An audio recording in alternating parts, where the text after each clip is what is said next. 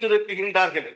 இன்னொன்று உங்களுக்கு சொல்றேன், குர்ஆன்ல இருக்குதா, ஹதீஸ்ல இருக்குதா, சவுதியில இதை பின்பற்றுறாங்களா, சவுதியில மதுஹப் இருக்குதா, உங்களுக்கு தெரியுமா அப்படின்னு சொல்லி கேட்கிறாங்க.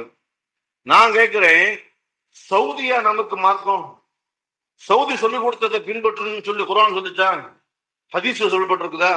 இன்னைக்கு சவுதியில சினிமா தியேட்டர் உண்டாக்கிட்டான். இன்னைக்கு சவுதியில கிளப் வந்துருச்சு. இன்னைக்கு சவுதியில ஒயின் ஷாப் வந்துருச்சு. மோசம். இன்னைக்கு பாத்தீங்கன்னா யகூதிகளுடைய கையுடல் ஏற்பட்டு அந்த நாட்டினுடைய மன்னன் டான்ஸ் ஆடுறான் மேடையிலேயே நின்று. இப்படி மாறுபட்ட செயல்பாடுகளுக்கு மார்க்கம் புறக்கணித்த ஹராமாக்கிய செயல்களை எல்லாம் சவுதி அரசாங்கம் இன்னைக்கு நடைமுறைப்படுத்துகின்றதுக்காக வேண்டி நாம் அதை பின்பற்ற முடியுமா?